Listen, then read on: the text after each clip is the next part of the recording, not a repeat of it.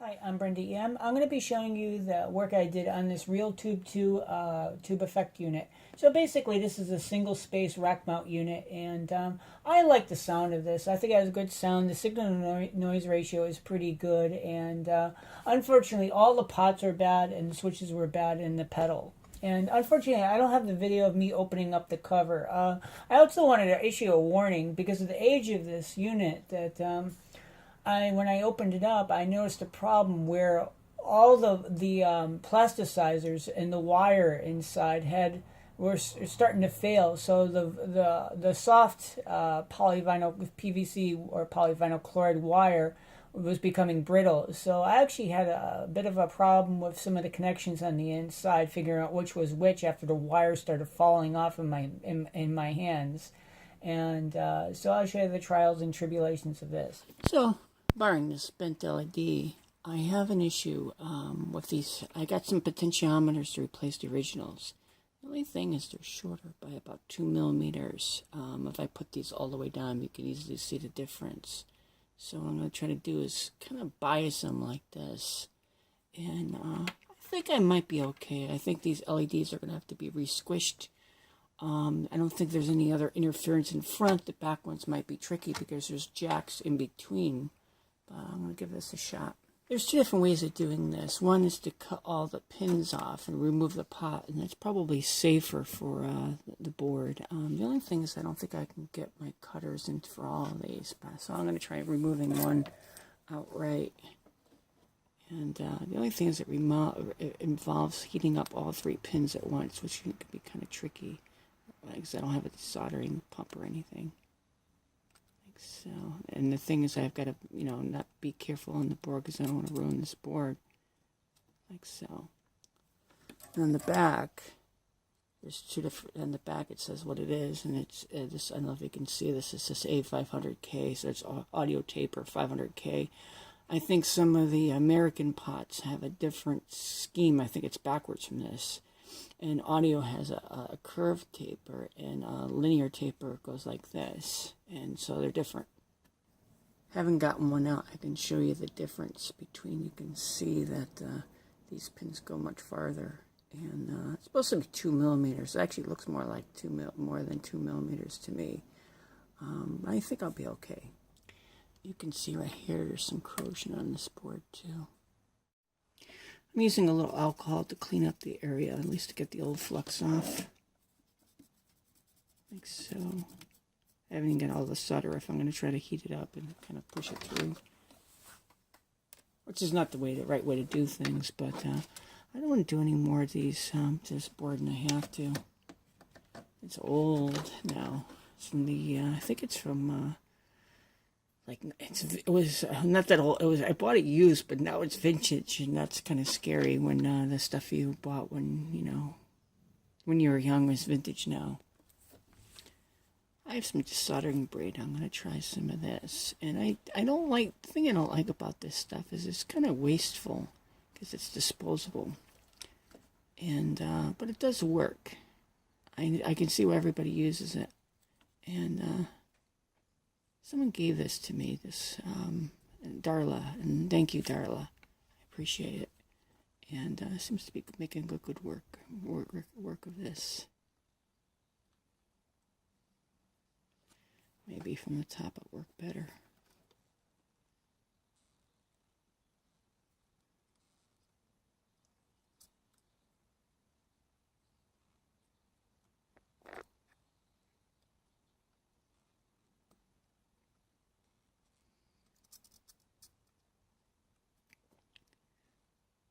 So,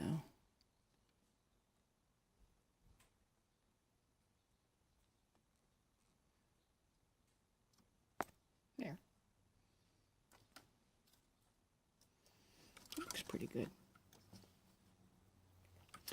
It'll be lower, but I don't think the height will be a problem in the front, except for these LEDs will have to be bent down.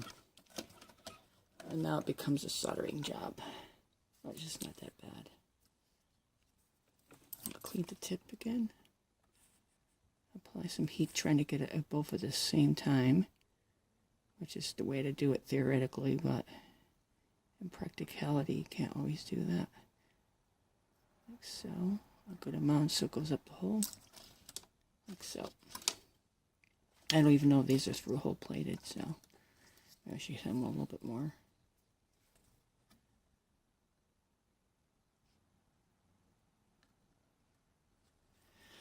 And I just noticed I've got these tabs on here, which are pretty easy to break off, so let's do that.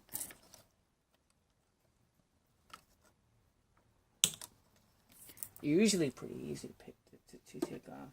I managed to change all the potentiometers on this board. I managed to lose 2 solder pads in doing all this. I don't have vacuum soldering equipment. I just use wire braid, and there's one place over here where the potentiometer is touching the transistor.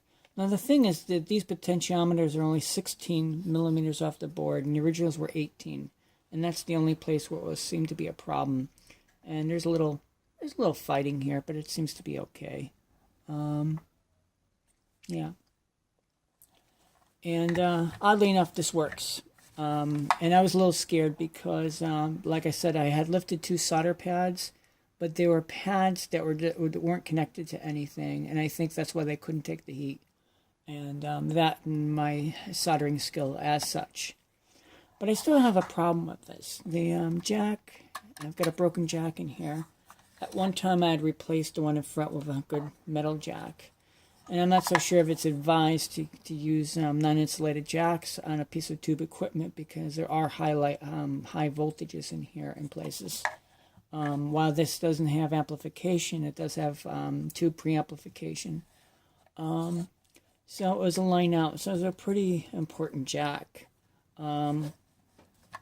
So I found this jack kicking around. This was something I pulled out of something, and I have no idea what. And even if I had a part number, I wouldn't want to spend an hour on the internet looking it up. And so instead, what I did was I took a guitar cord and I plugged it into the jack, or a remainder of the jack, and I plugged it into the new jack. Then I started up my multimeter and put it on continuity. The first thing I wanted to do is find out, and you can see this is right here, but I wanted to find out which one of these pins is the center. And I also wanted to find out which one of these pins, I also wanted to find out which one of these pins is the ground. And as it hardly matters in AC, except for maybe a little hum. Then I put the jack in here, and I grabbed one of these pins, and I just went around on the jack until I found the one that was marked red on the other side, and I marked it red on this side. And I did the same thing with black, and I'm going to replace this jack now. Fortunately, because the jack is broken terribly, there's no reason to unscrew anything on the back. If you have a pair of safety glasses, and if you're careful, and I don't think kids should be necessarily soldering without unsupervised, but when the holes are filled up like this, you can use a soldering sucker or desoldering braid. Let's see if I can get this over here. Or if you have a formica or metal table or something, you can also heat up the solder joint and give it a sharp wrap like this. And they usually can clean up pretty good, and solder doesn't generally stick to the surface because it can pull away the heat faster than it can heat up such a large surface. But you have to be careful because you don't want to get solder spray in your eyes, because you only have 2. Here's the other one. These original jacks were kind of strange. They have kind of a fork in such a manner that you can shove wires in there and wedge them in there. They're kind of like push down in telephone and networking stuff. And so I think I'm going to have a harder time getting this back together than they did. So I'm going to clean my soldering iron because I don't want to contaminate everything really bad. Give it a little heat.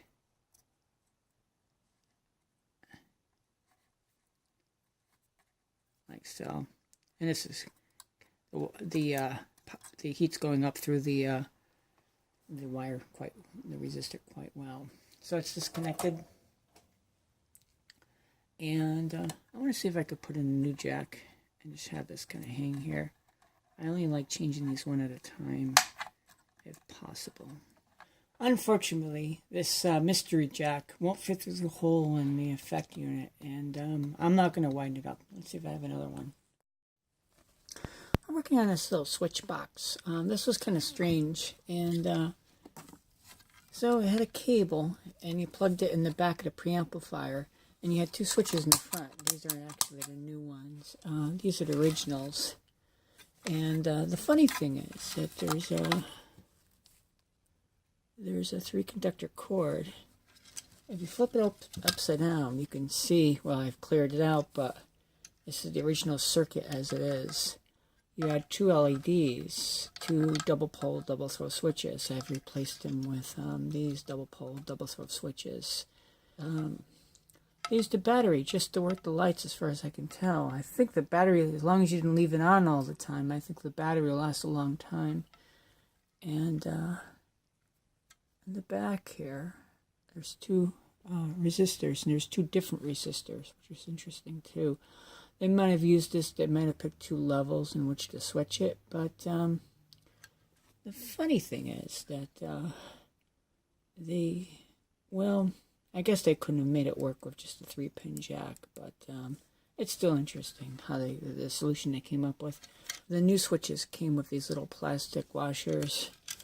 I had some old metal washers, little nickel-plated washers to kind of retain the original look.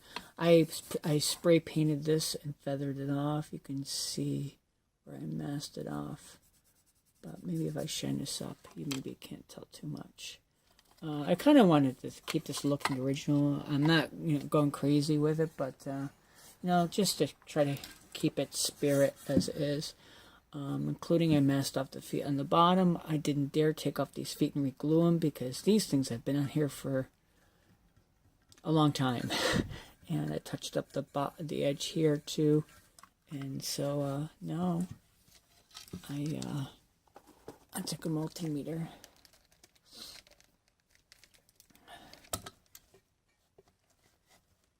and got it into continuity like so. And that's on, and that's on, so I was able to figure out that on the new switch that these go this way. So this is common, this is on, and this is the other on one side, and here's the other side. There should be no connection between here. Let's check that. And there's no connection here. And if I put this here, we have connection. Oops, right. And if I hit the switch again, we have connection there. And I cut the cable shorter because the cable is really long on this. I think it was like 15 feet or something, and I cut it down to like 9. And it might have been 12, I don't know. But it just seemed like I was coiling the cord forever. This is the original switch, and these are completely shot. If you really, really keep on hitting this, sometimes it'll work. But this isn't one of those switches you clean and all of a sudden it works. And I think that, let's see if I can get this clipped on here. I think that this is the common. And this is not hooked up in circuit. And so that's on, and that's on, and that's off. And so these go up like this too. So I just need to transfer the resistors and the remaining stuff, and it should work. So the challenge I have is that these resistors have to fit somewhere near the switch. And I think they're still long enough. These switches are actually about the same size. And if I have to extend them, it should be okay anyhow. But I'm hoping I don't have to. And before I did this, I took a picture of this just to make sure, because this thing is so old and there's so little information about it that I'm on my own here. You can see the batteries installed. I had the glue gun glue in the light emitting diodes. They're originally silicone, and I had to extend the little LED leads a little bit on one side. One of the wires wasn't long enough, so I made it longer. I also put some heat shrink tubing over the resistors, which are oddly different values, even though I don't think it affects the switching, even when this is plugged in.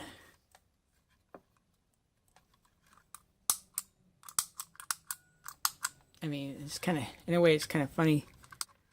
So this changes the channel, and this stacks it up like so, and it matches it at least. These switches are pretty good. They seem like okay. I found some washers that'll do. One of them is actually a Jack's washer. So it came out okay.